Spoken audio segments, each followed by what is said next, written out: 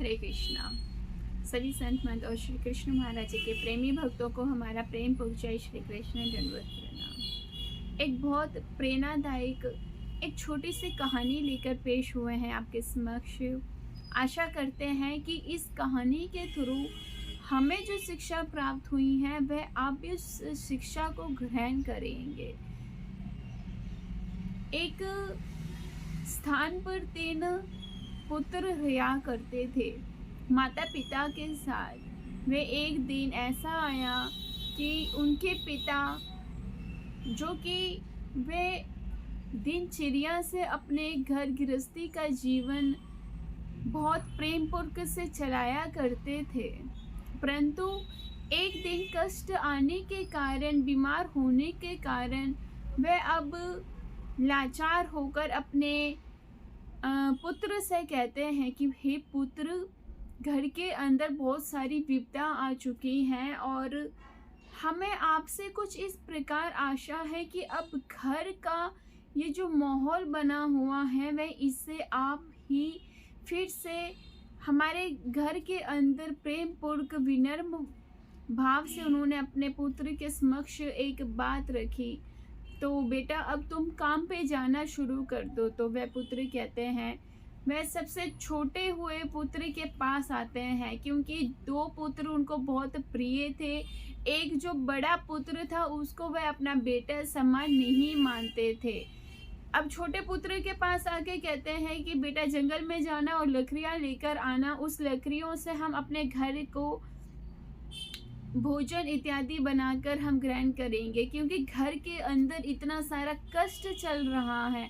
अब जो एक सदस्य घर का था वह भी जो बीमार होके अपना जो उनका काम रुका हुआ है, तो वह जाके अपने पुत्र के पास जाके ये बात रखते हैं।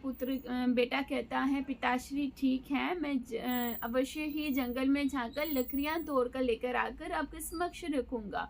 अब होता क्या है कि वह जंगल में जाता है और जंगल में जाते ही उसको एक बुढ़िया मिलती है। वह बहुत दिनों से लाचार बुढ़िया थी। वह बहुत दिनों से उसको कोई अन्न, कोई जल इत्यादि कुछ भी पदार्थ नहीं प्राप्त हुआ। तो उस लड़के को बुढ़िया कहती है कि हे बेटा, खाने के लिए अगर कोई भी पदार्थ हो तो आप मुझे दीजिए। तो ये छोटा, जो सबसे छोटा वाला बेटा था, पुत्र था, कहता है, बड़े अलग तरीके से वह बुढ़िया को गाली गलौज देते हुए उसको अपने रास्ते से हटाकर कहता है कि मेरा अन्न अगर मैं तुझको दे दूंगा तो मैं क्या खाऊंगा। देखो कैसे कैसे भाव होते हैं। तो इस छोटी सी कहानी से हमें बहुत सारी शिक्षा मिलती है कि हम जिनके ऊपर विश्वास रख के बैठे होते हैं वह परंतु हमारे विश्वास के योग्य नहीं होते हैं। और जो सबसे बड़ा पुत्र था उसने वो कर दिखाया जो ये 2 बेटे नहीं कर पाए। इसलिए विश्वास बहुत बड़ी शक्ति है, विश्वास बहुत बड़ी चीज़ है, विश्वास बहुत बड़ी शिक्षा है। एक विश्वास ही है जो एक पत्थर के अंदर भी जान दे देती है। एक विश्वास ही है जो हम अपना जीवन पूरा समर्पण कर देते हैं। एक विश्वास ऐसी चीज़ होती है। अब इसने क्या किया, जैसे ही कुल्हाड़ी मारी पेड़ के ऊपर तो उसकी कुल्हाड़ी ही उसकी पेड़ के हाथ के ऊपर जा गिरी और उसको हाथ से रतन बह रहा है, खून की धाराएं बह रही हैं। अब जैसे तैसे करके घर आया, घर के अंदर आके अपनी माता के समक्ष आकर बहुत हताश भाव से कहने लगा, माता ऐसी ऐसी जंगल में आज दुर्घटना हो गई। तो वो माता जाके अब जो उसका सेंटर वाला पुत्र था, बीच वाला जो बेटा था, उसके पास जाके ये आदेश देती है कि बेटा तुम्हारे पिताश्री की तबीयत ठीक नहीं है और तुम्हारे छोटे भाई की भी तबीयत ठीक नहीं है, तो सुबह दिन निकलते ही तुम जंगल की ओर रवाना हो जाना और वहाँ से लकड़ियाँ तोड़ कर लेकर आना। अब ये हाथ जोड़कर कहता है, माता ठीक है जी। अब जैसे तैसे करके ये भी जाता है। इसके साथ भी वही घटना होती है जो उसके छोटे भाई जो उसके छोटे भाई के साथ हुई थी। अब वही बुढ़िया इसको भी मिलती है और कहती है कि बेटा अगर खाने के लिए कुछ हो तो तुम मुझे दे सकते हो क्या? माता ने तो बहुत सारा पदार्थ, सब्जियां, सब कुछ, रोटी, बहुत कुछ फल इत्यादि देकर इसको रवाना किया था घर से।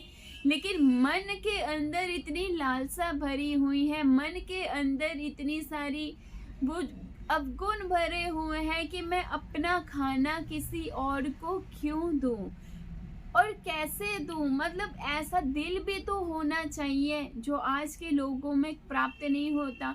कौन अपना सारे दिन भर का खाना किसी को दे सकता है, परंतु देना चाहिए। हो सकता है आपके से ज़्यादा उस बुजुर्ग औरत को ज़्यादा आवश्यकता हो और किस रूप के अंदर आकर परमात्मा आपके हाथों से अन्न लेना चाहता हो, किस रूप के अंदर आकर पर भरा परमेश्वर, क्या क्या पता किस रूप के अंदर आकर हमारे प्रभु आकर हमसे कोई भोजन मांग रहे हो और हम कहते हैं हट ये मेरा है। और हम सारा दिन क्या करते हैं, घंटियां बजाते हैं, मंदिरों में जाते हैं, भगवान जी को भोग की थालियां दिखाते हैं कि हे प्रभु आके भोजन कर लो, और मन के अंदर इस प्रकार की विचार की धाराएं लेकर हम घूमते रहते हैं, भ्रमण करते रहते हैं। अब देखो कितनी बड़ी मूर्खता की उस दोनों लड़कों ने कि एक बुजुर्ग औरत को खाना नहीं दिया, उन लोगों ने अन्न का एक क्षण भी पदार्थ नहीं दिया। अब कितने दिनों से वो जंगल में भूखी प्यासी बैठी हुई थी और इन लोगों ने क्या किया, तो जैसे ही उसने भी पेड़ के ऊपर कुल्हाड़ी मारी लकड़ियां तोड़ने के लिए, तो वो कुल्हाड़ी जाकर उसके पेड़ के ऊपर गिर गई और पूरी उसके पेड़ में से भी खून की धाराएं बहने लगी। ऐसी चोट खाता हुआ वह अपनी माता के समक्ष घर आता है गांव में और कहता है, सारे दिन का उसने वार्तालाप अपनी माता जी को सुनाया कि हे माते, मैं ऐसे ऐसे कुल्हाड़ी उसने पेड़ पे मारी और वो जाके मेरी टांग के ऊपर गिर पड़ी और मुझे चोट आई हुई है। अब ये पूरी हताश होकर, निराश होकर, दुखी होकर मन में विचार करने लगी कि पति जो है पहले बीमार होके बैठे हुए हैं, 2 बेटे हैं वो भी अब ऐसी ऐसी चोट खाकर हमारे घर में अभी पधारे हैं, बैठे हैं। तो इसको अंत में क्या दिखता है, जो सबसे बड़ा पुत्र था जिसने आज तक इन लोगों ने उनको पुत्र के समान माना ही नहीं, पुत्र जैसा व्यवहार उसके साथ किया ही नहीं, पूरा सौतेला वाला भाव उसके अंदर रखते थे, उसको इस प्रकार से बिना प्रेम दिए, बिना संयोग दिए, बिना उसका दुख सुख का साथ दिए, उसको हर पल कटुक शब्दों से ही बुलाते रहते थे। तो अब क्या हुआ, अब बड़े पुत्र के पास जाके कहती है कि बेटा तुम्हारे 2 छोटे भाई बीमार चोट खाकर जंगल में से आए हुए हैं और तुम्हारे पिताश्री हैं जो कि वह भी बीमार बैठे हुए हैं, क्या तुम हमारी इस संयोग कर सकते हो। इस दुख भरी घटना अपनी सुनाने लगी अपने बड़े पुत्र को। अब वो इतना कोमल दिल का, इतना सॉफ्ट दिल का और इतना प्रेम भाव उसके अंदर था, वो परमात्मा का दिया हुआ एक हीरा समान व्यक्ति था। अब नतमस्तक होकर अपनी माता श्री को कहता है, माता मैं जाऊंगा और मैं लकड़ियां लेकर आऊंगा। और पिताजी हंसने लगे, तो तेरा शरीर देख, तो कितना कमजोर है, तो कैसे लकड़ियां लेकर आएगा। फिर भी वह किसी की बात ना सुनते हुए वह जंगल में गया और जंगल में वही बुढ़िया उसको भी मिली जो उस छोटे 2 बेटों को मिली थी। और इसको तो इसकी माता ने एक सूखी सी रोटी वगैरह देकर इसको तो रवाना किया था जंगल के लिए। तो क्या हुआ, वही बुढ़िया फिर इसके समक्ष आके कहती है कि हे पुत्र, बहुत दिनों से भूखी हूँ, कुछ खाया नहीं है, तुम्हारे पास अगर एक रोटी हो तो तुम मुझे दे सकते हो। और ये इतना प्यारा था और इसका मन इतना शुद्ध था, इसकी आत्मा इतनी प्यारी थी, एक ही क्षण के अंदर अपना भोजन उसने, जो एक छोटी सी रोटी उसकी माता ने उसको दे रखी थी, सारे दिन का एक रोटी उसके पास जो थी वो भी उसने ऐसे दे दी, बड़े प्रेम पूर्वक, बड़े प्रेम भाव से। और वो जो बुजुर्ग औरत थी उसने उसके मस्तक पे हाथ रख के बहुत प्रेम पूर्वक से उसको आशीर्वाद दिया, प्रेम दिया, स्नेह दिया। और फिर जैसे तैसे वो लकड़ियाँ लेके घर के अंदर आने वाला ही था तो वो बुढ़िया कहती है, बेटा तूने मेरे लिए बहुत कुछ किया। तो ऐसे प्रतिदिन वो उस जंगल में जाता रहा और लकड़ियाँ काट कर अपने घर में लाता रहा। एक दिन उस बुढ़िया ने उस पे ऐसा आशीर्वाद देकर और एक वचन बोला कि इस रास्ते नहीं तो उस रास्ते जा, तुझे वहाँ पे बहुत सारी लकड़ियाँ मिलेगी और बहुत कुछ ऐसी चीज़ें मिलेगी जो तेरे काम आएगी। अब ये जैसे तैसे दूसरा रास्ता इसने पलटा और दूसरी जगह जाने लगा। तो इसने क्या किया, उस पेड़ के ऊपर कलहरी मारी, हथौड़ी मारकर वो पेड़ तोड़ने लगा। तो वहाँ से सोने की चिड़िया निकली, एक सोने की चिड़िया। तो इसने वो लेकर इसने सोचा, अरे इससे तो मुझे बहुत सारा धन प्राप्त हो सकता है, जिससे मेरे घर के अंदर जो ये संकट आया हुआ है वह दूर हो जाएगा। तो इसने क्या किया, वो सोने की चिड़िया लेकर किसी को बेचने के लिए रवाना हो गया। तो अब वहाँ पे एक व्यक्ति था और उसकी 3 पुत्रियाँ थी। अब जैसे ही उसके घर इसने प्रवेश किया तो कहता है, मेरे पास सोने की चिड़िया है, मैं इसको बेचना चाहता हूँ। तो अब जो बड़ी वाली बेटी थी वो तो दिन रात उसको तो नींद कहाँ आए, ऐसी सोने की चिड़िया उसके सामने पड़ी हुई है। मन में उसको लालसा उत्पन्न हुई कि अगर ये सोने की चिड़िया मैं कहीं बेच दूं तो इससे बहुत सारा धन आ सकता है। ऐसे करते ही जब ये लड़का बेटा सोया हुआ था, वह राम सोया हुआ था, तो वो लड़की क्या करती है, सोने की चिड़िया को ऐसे स्पर्श करने जाती है और उसको पकड़ने की कोशिश करती है। अब जैसे ही उस लड़की ने उसको रात के समय सोचा कि ये सोने की चिड़िया चलो मैं ले लेती हूँ। तो अब जैसे ही उसने अपना हाथ सोने की चिड़िया को लगाया, उसका हाथ वहाँ का वहीं थम गया और सोने की चिड़िया के साथ उसका हाथ अटैच हो चुका है। अब वो चिल्लाती है, रोती है। अब उसकी बहनें आती हैं। अब जैसे जैसे बहनें उसको छुड़ाने का प्रयास करती हैं तो क्या देखती है, तीनों बहनें उस सोने की चिड़िया के साथ अटकी हुई हैं और उनका हाथ उस सोने की चिड़िया पे लटका हुआ है। इससे हमें क्या शिक्षा मिल रही है, लालच। लालच कहते हैं कि लालच बुरी बला है। जिसको परमात्मा जितना देता है उसमें संतुष्ट रहिए। ज़्यादा लालच करना वह बहुत हानिकारक होता है। तो इससे हमें ये शिक्षा मिलती है कि लालच कदापि नहीं करना चाहिए। अब ऐसा दिन आया, सुबह हो गई। अब सुबह राम उठता है और देखता है कि तीनों लड़कियां सोने की चिड़िया को पकड़े खड़ी हुई हैं और सारी रात से रो रही है, चिल्ला रही हैं। अब ये अंदर ही अंदर सोचने लगा, ज़रूर इसने चोरी करने का सोचा था मेरी चिड़िया को। तो वो सोने की जो गोल्ड की स्पैरो थी वो इतनी सुंदर थी कि जो भी उसको देखता था बस देखते ही मोहित हो जाता था, इतनी अट्रैक्शन थी उसके अंदर। तो क्या होता है, पिताश्री आते हैं। अब कहते हैं मेरी तो 3 बेटियां इसके अंदर लिपटे हुई पड़ी हुई हैं। अब ये कहता है मुझे तो मेरी सोने की चिड़िया बेचनी है, सेल करनी है। तब जैसे तैसे जाते हैं सारे लोग, 3 लड़कियां बेटियां उसके समक्ष उसके पीछे पीछे जा रही थी और राम सोने की चिड़िया कंधे पर रखकर वो आगे बढ़ रहा था। अब एक बहुत बड़ा राजमहल आता है, बहुत बड़ा राजमहल आता है। बाहर सैनिक खड़े हैं, बहुत सारे सिपाही खड़े हुए हैं और वो देखते हैं कि अरे ये कौन हमारे राजमहल की तरफ आ रहा है और इसकी तो हमें बहुत सारी आवश्यकता है। क्योंकि बात ऐसी थी कि जो राजमहल का राजा था उसकी छोटी बेटी थी, वह कई दिनों से निराश हुई बैठी थी, ना हंसती थी, ना बोलती थी, ना खेलती थी। अब वे राजा ने बहुत सारा ऐलान करके मतलब अनाउंसमेंट किए हुई थी कि जो भी मेरी बेटी को हंसाएगा, जो भी मेरी बेटी को फिर से एक नया जीवन देगा, मैं उसको अपना राजा बना लूँगा और अपनी बेटी का विवाह उसके साथ कर दूँगा। अब राम तो उस राजमहल की तरफ चलता पड़ा। अब देखता है कि वो निराश होके वो रानी बैठी हुई थी, लड़की बैठी हुई थी जो राजा की बेटी थी।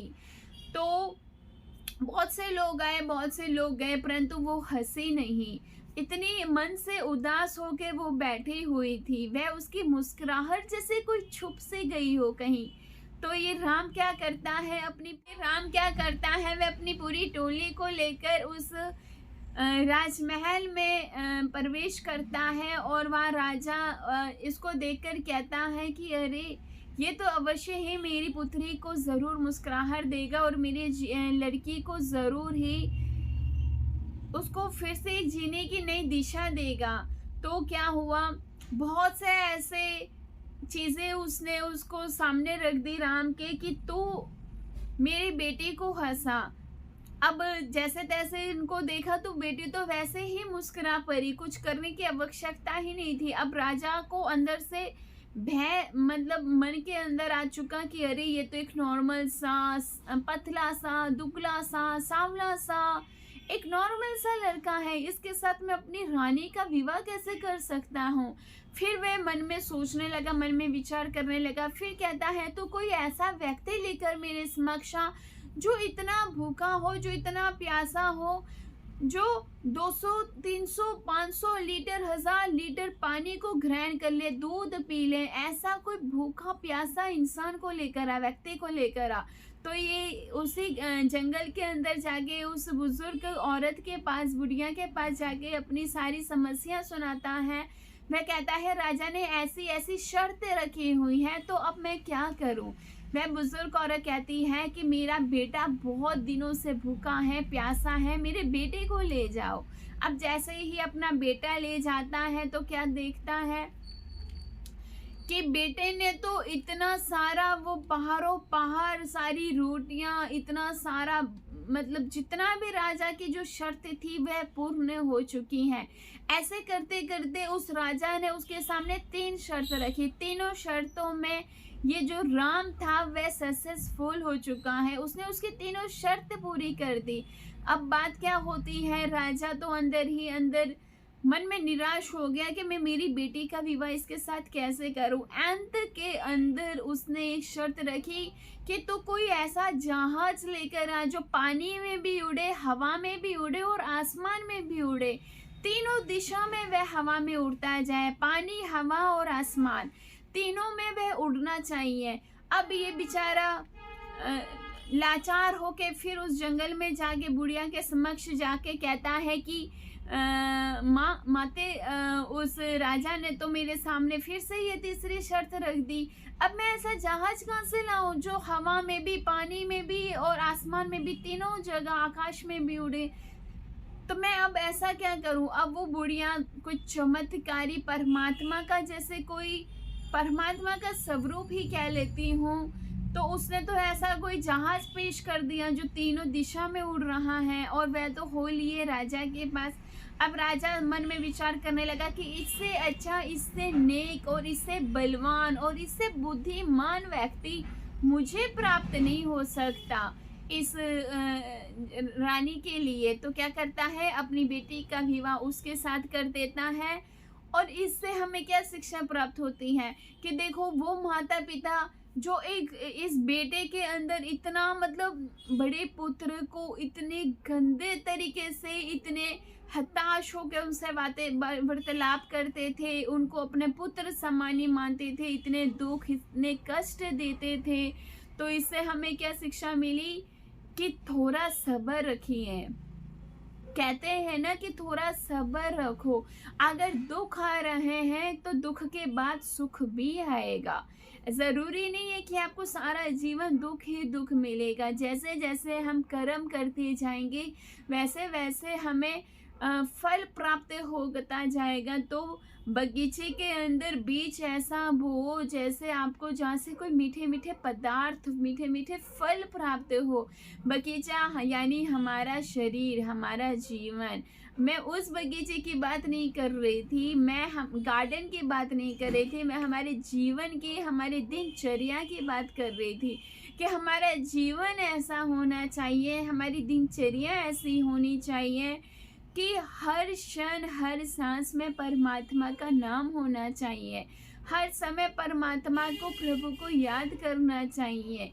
इतना इस कहानी से हमें इतनी प्रेरणा प्राप्त हुई है कि देखो कहाँ इतना गरीब घर का लड़का, कहाँ एक झोंपड़ियों में रहने वाला एक दुखों में रहने वाला एक वो राम जो, तो देखो अब उसका जीवन कितना मतलब कितना अच्छा हो लिया कि एक राजा की पुत्री के साथ उसका विवाह कर दिया, पूरा राजा ही बन चुका है। कहाँ वहाँ पे रहने वाला, लकड़ियाँ काटने वाला और इतना दुख सहन करने वाला, और कहाँ यहाँ पे इतनी सारी मतलब रानियों के साथ रहकर इसका जीवन कितना सुखदायक हो गया। तो इसलिए जैसे जैसे आप कर्म करते जाएंगे वैसे वैसे आपके जीवन में होता जाएगा। तो इससे हमें यही शिक्षा मिलती है कि हमें अच्छे कर्म करने चाहिए। ज़्यादा समय ना लेते हुए हम अपने शब्दों को यहाँ पे विराम देना चाहेंगे। जय श्री कृष्ण।